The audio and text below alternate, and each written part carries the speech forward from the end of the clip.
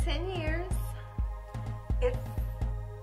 It's a lot to say about 10 years. It's kind of, for me, it's kind of hard to like, how do you sum up 10 years? 10 years of ministry, 10 years of hard work, 10 years of working with young girls. If you sit back and really think of it, it's like, what do you say? What do you say quickly about 10 years? It's been a lot. It's been some ups. Of course, we all know. Right. It's been some, and it's even been some down times. But what I can say is that I'm grateful that God has carried us through them all. I'm grateful that God was always there, that He's always been faithful, that He's always reassured us that Signature Dance Company is His thing, that He is with us, that He's got us, this is His vision, this is His plan. And so when I look back over the 10 years, it just makes me grateful. Like, and it's a humbling thing to really think about, like, wow, God.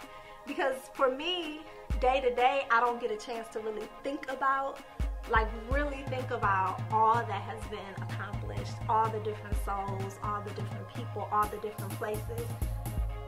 On the day to day, I think about the work. Like, there's always more work. There's always something else to do.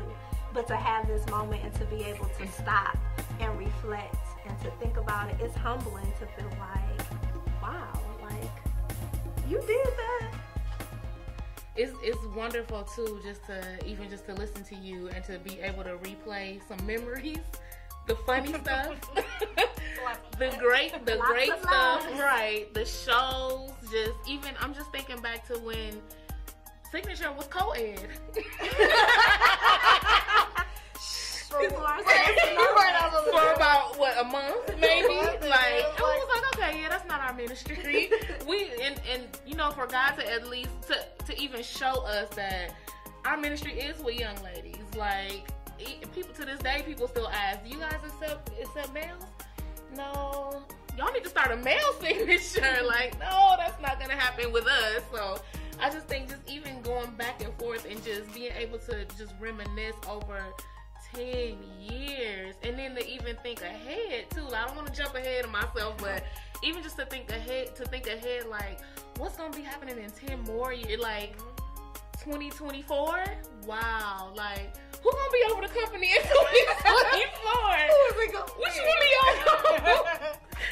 So I don't know, it's just great. It's just very humbling, very, very humbling.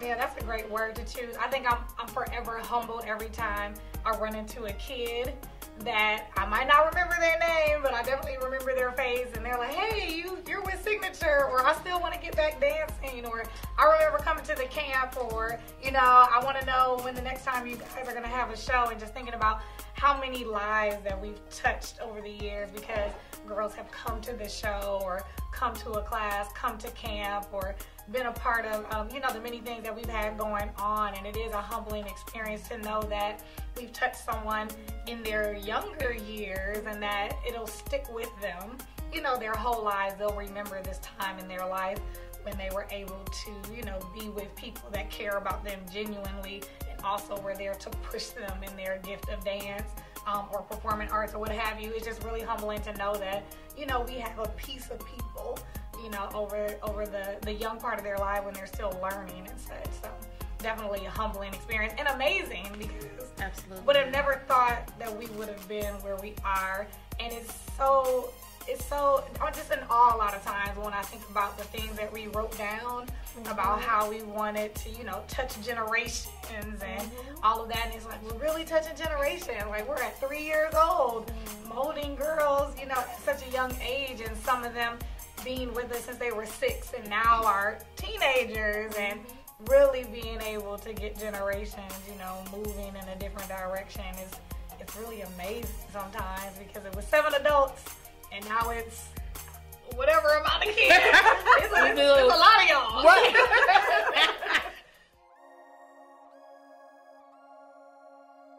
For me, when I think about memorable moments and concerts and retreats and all of those things, the first thing I think about is the pressure of like writing shows or getting the retreat themes or just all of those things, and like the time that I'm talking to God or not hearing real. And to lay it out, to share it, to carry it, and then on the other side of it, to see how God blesses it, to see how, you know, everything unfolds, to get to the end of the show and to see lives impacted, to go through retreats and really see girls pour out, like to see all of these things happen. Again, it's humbling. Again, it's amazing. But really, like, God is faithful, because there have been times, and I think it was identity crisis, there have been times where I was like, ooh, all I'm getting is bits and pieces, not really sure what the script is going to look like. And then, boom, like, God will just drop it. And so when I think about memorable moments or different concerts, or what stands out for me is it's that pressure, but then seeing God always be faithful and seeing him every year do something more than he did the year before. It's like, it's mind-blowing. Like, God, you're fresh. Right. And now that you mentioned Identity Crisis, which is the show that we're doing this weekend, shameless plug.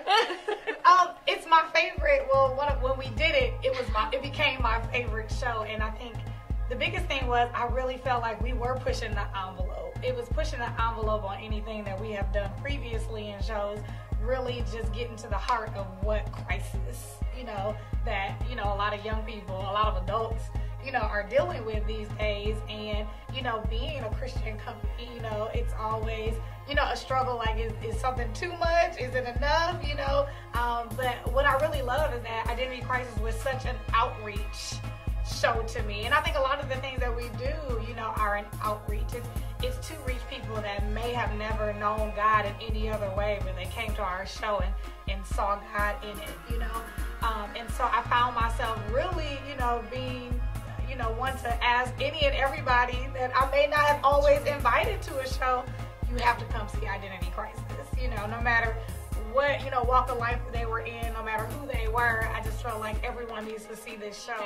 And backstage, that show was a memorable moment because I really felt like our girls stepped up, you know, like we had, you know, freshman, sophomore, and, you know, high school, and, you know, they had been with us a couple of years, and I just felt like they were really, you know, really starting to be serious about, like, this is ministry, like, we back here working.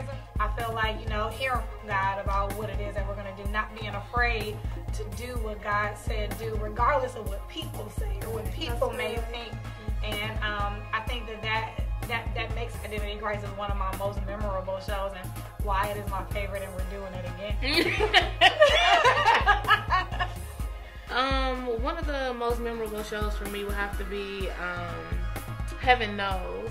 And kind of like Identity Crisis, it gives you different scenarios. It gives you different people's life stories, and we get to tell a story of somebody who is probably in the audience, somebody who can relate to this story, and then they can see at the end, like, there is hope. God knows what you're going through. God sees everything you're going through. He has not left you. Like, just being able to come to our shows just leaves people, and we've heard this, like, over and over again, like, they leave with hope. They leave feeling different than when they came. There are so many more people that we have to reach, and that's why we gotta go a whole another 10 years, y'all. Let's do it.